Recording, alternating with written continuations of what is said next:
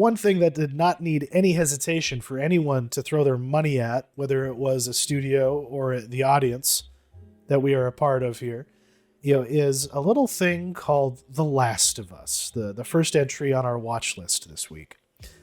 It's a video game, I hear. I remember playing like the first act of it on the PlayStation 3 back in the day, but then I never finished it because I just, didn't have the inclination or the time. But this phenomenon has gone on and on. I understand you're pretty invested in, you've played the games.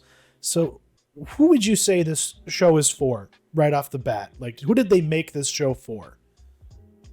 Well, I think it's clearly for like old people, basically people who have no inclination to play video games. It's very clear that that's who this is targeting. I noticed that they're very, very hesitant to mention that it's like based on a video game.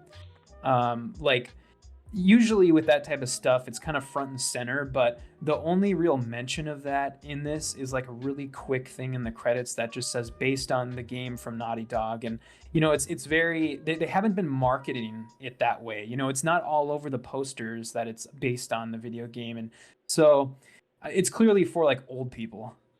Yeah, and I think the willingness to do that is because Neil Druckmann is the kind of person who wants to be taken so seriously that he, made a video game series in spite of the fact that he couldn't make a movie or a TV show.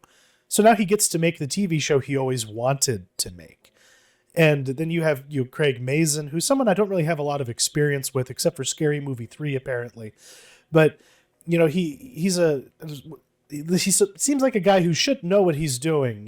He was what all the shows he's been associated with, but his comments. Well, it's just Chernobyl. I mean, is that it? If you look at the guy's credits, he made garbage before Chernobyl. Like you said, I mean, Scary Movie 3 is decent enough, but he made like Epic Movie and like Meet the Spartans and shit like that. Jesus, so he was the guy. He was the guy shoveling the shit into cinemas for years. Okay. Yeah, he's only recently become like canonized as like a serious filmmaker. Okay. Because he's made comments where he just seems so like, this is obviously a man who has never played a video game. So he's the perfect guy to make the show they want to make, I guess is what I'm saying. He made a statement where he was just like, well, in the games, the people die, they're just pixels. Like, without any fucking self-awareness to what he fucking does for a living.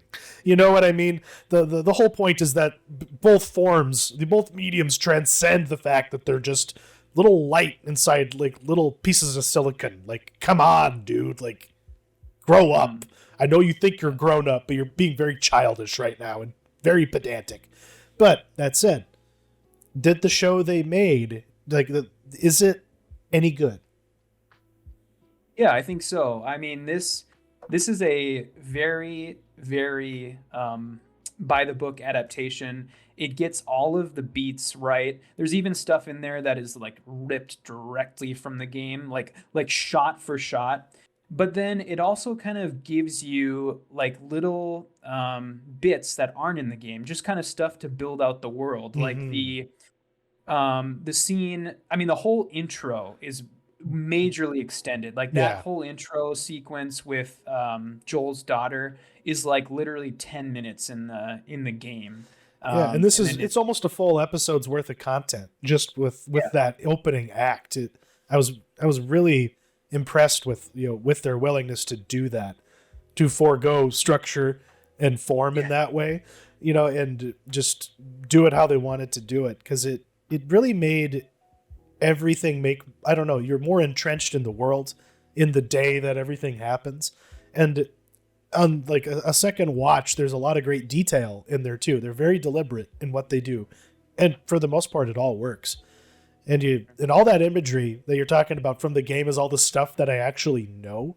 So it really hit me, that this is just a show where they did the right thing. They brought everything from the game that was inspired by cinema, or that was tailored towards the cinematic experience, and then they filled out everything that the gameplay brought to it with and actually good, good storytelling, good, I don't know. I'm very impressed with this show. They did a really, really same. good job with this show. And They did. Yeah. And the other stuff I was going to mention was, the game doesn't have like that radio tower scene with all the people in line. That's not in the game. Awesome scene. The scene of the child like stumbling up to the gate and then being euthanized, like that isn't in the game. So good. There's all these things that are kind of just build out the world in interesting ways. And I mean, really, the only real like complaint I can think of, and it's not really necessarily a complaint because I don't know where it's going to go yet, but I kind of question their they say that they changed the spores thing. Break that down for me. I'm not sure I understand like what they've exactly done. Yeah, so in the video game, the virus or whatever it is, the disease, the cordyceps. Yeah, cordyceps. It's spread through spores in the air that like the fungi are like giving off. And so there are certain parts in the game where you go into like enclosed spaces and you have to put a gas mask on because you can see like the spores like lingering in the air. Like that scene where they discover that person that's like attached to the wall. In that scene in the game, there would be spores everywhere and it would be all hazy and they would have their gas masks on because that's how the disease is communicable. And in this, I don't know, it's weird. It's not really, we're not really certain how it's spread yet. There's these weird like tendrils that come out of people's mouths, which isn't in the game. And so I'm just not sure that the logic really lines up there, especially with all the shit that they said in the intro scene about fungi, that scene that took place in the 60s. So I'm not really sure the logic really lines up there with that. I have no doubt in my mind the reason why they didn't do the spores thing is because Pedro Pascal didn't want to have a fucking gas mask on for the entire show like he does in The Mandalorian. But I think that hadn't occurred to me. That's a good point. Because I guess let's talk about him. Like he reminds me like more of like Josh Brolin in No Country for Old Men. His performance, than anything else. But every time that motherfucker talks, I see the Mandalorian. Wherever he's on screen, he's just in armor, holding that girl or like doing, whatever stuff he's doing in this show. So that man is so betrayed by the success of that performance. Unfortunate for me right now. I have to get over it because he does do a good job in this. It's very subtle. There's a lot of subtlety to this show in general, but like does he do a good job of transposing the video game performance into something that he can work with? Yeah, I would say so. I mean, the weird thing about his casting and then the casting of his brother, who is played by Gabriel Luna, is that they're both like I think Pedro Pascal is Spanish and then Gabriel Luna I believe is Mexican. Okay. And so it's very strange that like these are actors who they look Spanish, they look Mexican, but there's like really really like deep Texas accents coming out of their mouth and it's just very strange. Like they sound like rednecks, but it's just strange. That kind of, it didn't put me off, but it just, when they first opened their mouths in the show, like in that like kitchen scene with both of them in the intro, I was like, oh, this is very strange because I see Joel, I see him playing Joel, but I want to think that he's going to speak like Oberyn Martell or something like that. Yeah. I see what you're saying. Yeah. With some flavor, to the accent. But instead, we just get a guy who's just really good at logistics. He just wants to pour some concrete. He's a simple man. And, suddenly all hell breaks loose because the spore gets into the food supply and just is already inside of a majority of the population. And it's just because he just was too absent-minded to buy a birthday cake for himself that they didn't suffer the same fate. Like, that's the theory that I've seen thrown around a lot. Is that because there's lots of attention given to the fact that the main characters in that opening, section are avoiding things like cookies and biscuits, and they're just eating like eggs or like, you know, leftover takeout chicken, you know, that kind of thing. And but once we get into the after the 20 years later, after the jump, we get to meet another character, you know, the other, you know, lead of this story, Ellie, who has the casting of God, what's her name again? Bella Ramsey. You know, is for some people has proven controversial, but the whole, you know, reason behind her fame is because she gave a very feisty and memorable, you know, performance playing a youth who's wiser beyond her years or more mature beyond her years. So you'd think she was tailor-made for the casting. So I think she does a pretty good job, but what she does give the character, and what I guess the writing gives the character too, that I didn't get from the game, because I'm not even really sure if I made it to the part of the game that she's in. Now that I think about it, maybe I did. I don't know. But from what I know, I just didn't get the impression that she was like a psychopath. Because Bella Ramsey's Ellie gives off this energy like shit. Like she's gonna like gut somebody and enjoy it someday. Like, is that new, or is that always an underlying element to the character? You know, it is, or she kind of grows into that a little bit, because she's sort of forced to grow up really fast.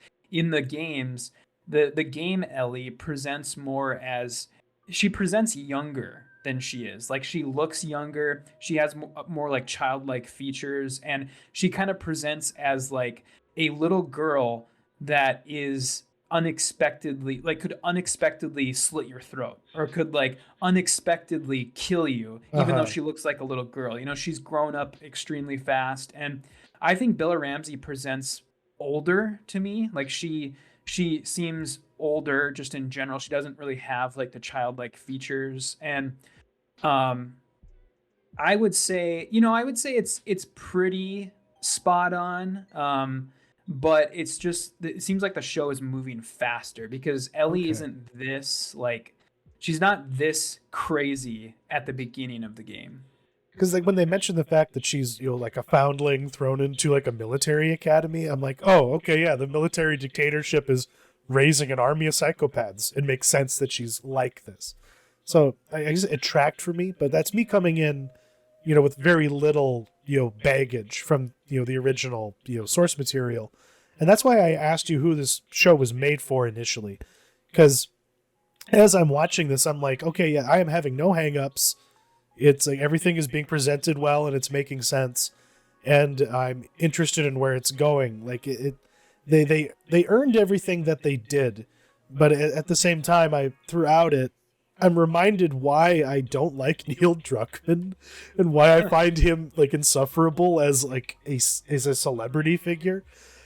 But he did do something good though, so there's a reason for his megalomania, and it's because he created this, you know, partially, depending on who you talk to. He definitely is a kind of a megalomaniac. He thinks that he's smarter than he is, I think. And you know, the nice thing about this one, about the first game and then this first season of The Last of Us, is that he actually had a co-director. And I don't know if you've seen any of this in the press, but the guy's name is Bruce Straley, and he was the co-director on the first game. And he has been on a tour, saying that he is pissed that he wasn't credited in the show. And he probably should have been, because Neil Druckmann, the first Last of Us game is not a 100% Neil Druckmann, you know, mind creation. It's also a part of, and so that kind of sucks in my opinion. And if people are really put off by Druckmann, it's only going to get worse, because when this show gets to the Last of Us Part 2 stuff, that is like 100% his like headcanon. And so that's probably when I'm gonna not watch the show any further, because like that's really what puts me off from touching the first game either, because I know where it goes. And I don't know, man. Like that's a conversation for another time. Exactly what because I haven't played the game, but I understand why I shouldn't play it. You know, just I can't appreciate the story or his headcanon in the same way he can, or that other people do. So, because this might just be a show that I abandon after one season, and I might be totally satisfied with that. And that's just what might end up happening. Yeah, I mean the first game wasn't made with a sequel in mind. So where the first game ends is all you need if you really want to. I mean, it ends, but this is one thing I'll say, and I was coming into the show prepared to say this, that if you aren't somebody who plays video games and you had no intention of ever playing the game, I guess that really can't be helped. But what I will say is it's such a shame that they didn't get the PC part of this game out in time for the show. I think it comes out March 3rd is when that comes out, which is I think between like episodes 7 and 8 of this season. So it's like, I don't know why they didn't time that better, but they must know more than we do, I guess. Yeah. Like they expect those episodes to really be hype and really be to really get you to play the games. Yeah. But here's what I'll say about if you're somebody who has access to a PlayStation system past the PS2, a PS3, PS4, PS5, and you haven't played this game, go out and play it, because as good as the show is, everything about the game is better. Yeah. The game is, in my opinion, the performances are better. It's better in the fact that you're the one playing it, so you're making, you're forced to make all the decisions, and it's kind of a shame that if somebody goes into this show and this is their first exposure to this short story, it's a shame that is the case, because the game is better in every way, and it's almost like you're getting the 9 out of 10 version of this story rather than the 10 out of 10 version. So, and I think that I champion what you've said, because I was feeling that during that very thrilling sequence when they're fleeing their zombified town and the planes are crashing into the earth. As I was watching it, I was like, yeah, this looks really cool, and it probably took a lot of effort to make this Alberta town go through all of this shit, for this part of the show. But all that I could think as I was watching it was, this was so much more exciting when I had a controller in my hand, my palms were sweating, and it was on me to not die. And then the gut punch of, the daughter getting shot and dying. We just gone through all of that. I had just gone through all of that. So what the statement, I guess what we've learned from watching this show is that you can't beat a excellent, transcendently good gaming experience with a cinematic one. It can't quite equal the urgency and everything that happens when you are part of the experience versus just an observer. A few moments later. My name's Frank. And then somehow another dude ends up falling into one of his traps, and they meet and they bang. We're halfway through this opening arc of The Last of Us on HBO, and I must say, going in as a skeptic, going in as a Neil Druckmann hater, I was ready to hate this, even despite my attempts to be fair, in general. But I have to admit, him and Craig Mazin, they're kind of killing it. And the most recent episode in particular, did all the things that I'm glad that they had the restraint to hold back on until the audience and the story was ready for it. But where's your feeling on the show, where we're at 5 episodes in?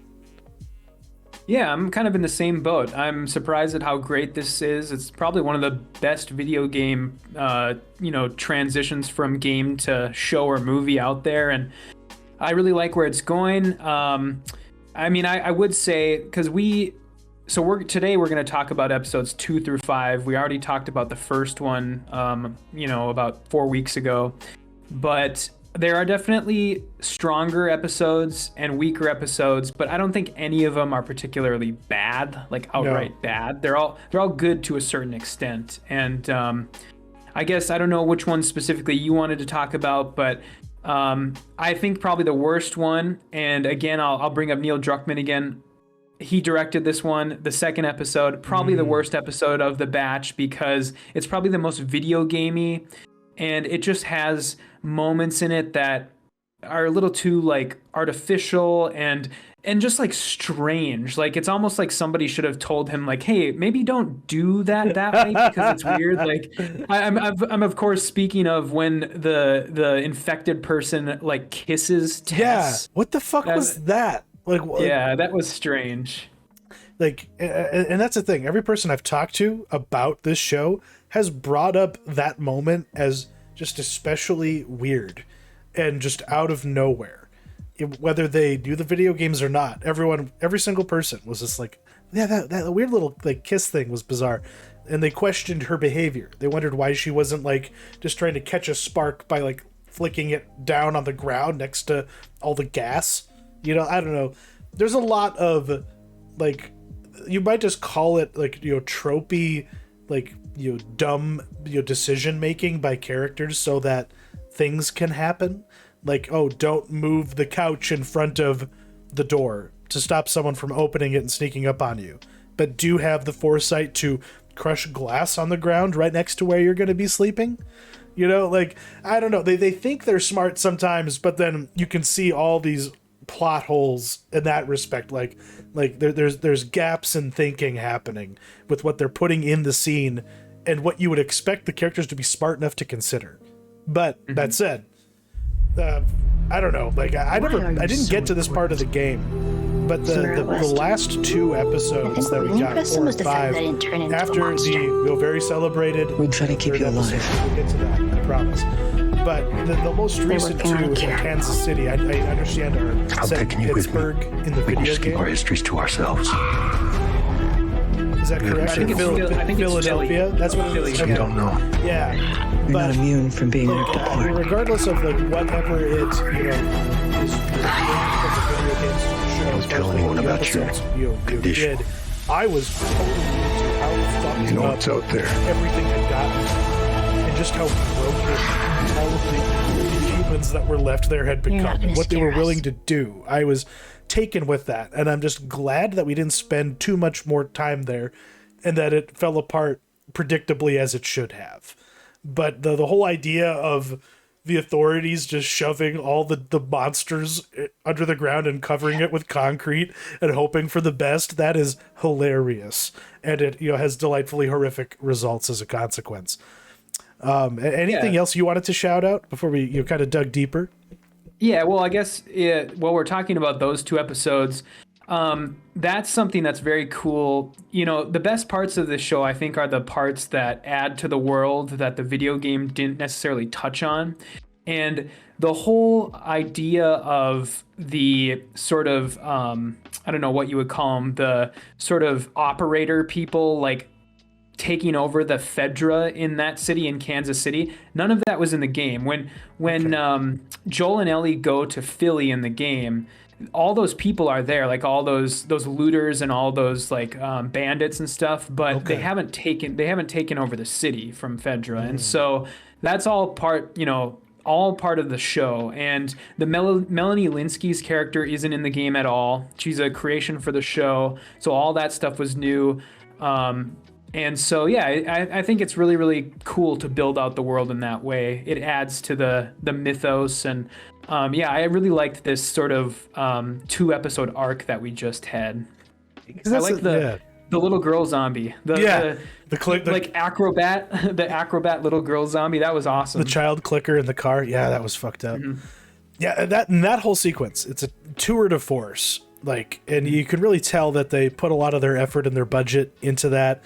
Apparently they got Terry Notary to do all of the movement and like animation consulting, and that all paid off in spades. The bloater and all of the clickers were just very scary and very like seeing all of those people, that like all those badass rebels, because that's what they were. Like they were the like downtrodden people who had been subjugated by this fascist federalist government that would do anything, including murder women and children and innocent people, because what was more important was just keeping like the entity going. because the entity is what keeps humanity going. It's like the Enclave in Fallout. And just like is kind of brewing in Boston, you get the impression that, oh yeah, eventually the people win, but the people can't keep themselves alive, which is entirely the argument that our elites make. But so, yeah, it's like we're all fucked up and we're all gonna fucking die because Neil Druckmann's a nihilist. Is that getting a little old for you?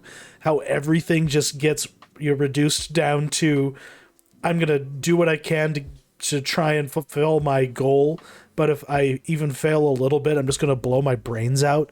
Like, does it get more grown up eventually? Yeah, I was actually going to bring that up. Neil Druckmann's whole shtick, he some people would call him a one-trick pony, and his one trick is basically subversion. And I think to sort of transition us into talking about the third episode, if people are pissed about that episode, I would be willing to bet that there's going to be something in this back half of the episodes that is going to make people so fucking mad, because Neil Druckmann just has to subvert what happened in the games in some way. More specifically, the first game, because that's the one that actually had some other creative influences involved, from what we understand. And the second one was more wholly his, which is why its subversion and its denigrating qualities pissed some people off. Mm-hmm. So, but yeah, I guess when talking about that, probably the biggest difference between the game and the show is episode 3, Bill's sort of story. And, people have been talking about this a lot over, I guess, the past 2 weeks. And, opinions range from best episode of TV ever to, this is pointless woke trash. And so, I don't know, I guess for me, I thought it was a great episode, and I thought it was a really great self-contained, like, bottle episode almost. And on its own, a great sort of love story. But when you put it in context with the rest of the show, I don't think the people who say that it was pointless filler, I think are onto something a little bit, because in context with the larger show, it doesn't really make a whole lot of sense. Because in the game, when Joel and Ellie meet up with Bill while they're trying to find a car, and Bill is essential in Joel's story to making Joel realize that if he doesn't stop his ways, Bill is the person he becomes. Because in the games, there is no Frank. I mean, Frank is in the games, but he's not a character. He's a guy who commits suicide. And Bill is a loner in the games. He is like a conspiracy theorist. He's off on his own. He's constantly pissed off, and they're working on a cure. He's essential in Joel's development as a character for Joel to realize, like, wow, this is the guy that I've become if I keep on this path. And none of that was in the show, and I found, in the context of the larger show, didn't like it on its own. Like, that's the thing. Calling it woke trash is only half of it, because trash is treasure. No matter how you feel about subject matter, because you're not going to scare us. Like, things that could be Euro trashy, but that's part of their virtue. The vice is the reason. And this episode episode 3 was made to please a very specific audience that is exactly in HBO's wheelhouse. Don't be so shocked that HBO really went hard in giving their built-in audience what they want, which is empathy porn. That's what that episode was. It was just a big, wet, steamy gay hug, that like every neoliberal woman in America just gets, teary-eyed over. That's what it's for. And they were the most pleased, about it, and called it transcendent television. It's short of that. I also feel like it cheapens what the source material was trying to do with the character and that particular sequence, from what I understand it and from how you explained it, because just having like the whole thing is boiled down to, we're the big strong men and we keep the people we love safe. Isn't that right, Joel? Oh wait, Joel, the person you love died again. How many times are you gonna let that happen, Joel? It just seemed like more pointless denigration of a character that Neil Druckmann hates for some reason. I don't know why he hates this guy so much. He's the protagonist he made for his players, and he's the protagonist he's given his audience in this show. So why are we working so hard to make this guy look like a piece of shit and feel like a piece of shit? It's like, that's one thing I don't like, but I can't really complain because everything else about the show works so well. At least, you know, for the most part so far. And I'm looking forward to where it's going, you know? Yeah, same. I was actually looking at because we have 4 episodes left. And when you sort of look at where the show is compared with the game, and you look at the trailer that you've been showing, it's clear that we're going to get Joel meeting up with his brother, probably in the next episode. And then the episode after that is probably going to be the flashback to Ellie with her friend in the mall, which is the expansion to the first game. Mm-hmm. And then I'm not really sure where we're going to go from there. I think the cannibals are going to be in the show because there is some scenes in the trailer where you see Ellie with a group of men who you don't recognize. So I'm sure that's when she meets up with the cannibals. But then from there, I don't know. It's anybody's guess, because the one thing I will say is the point that we're at in the show and then the point where we would be at in the game, there is a lot of ground to cover in 4 episodes. So I think we're going to get a truncated view of what happens in the game. Are we getting the whole first game in one season? Yeah. Okay. There we go. That kind of settles that. So yeah, you know, keep tuning in. We'll talk about it when it's all said and done. And they better stick the landing. They better not subvert our expectations too much and actually make something good.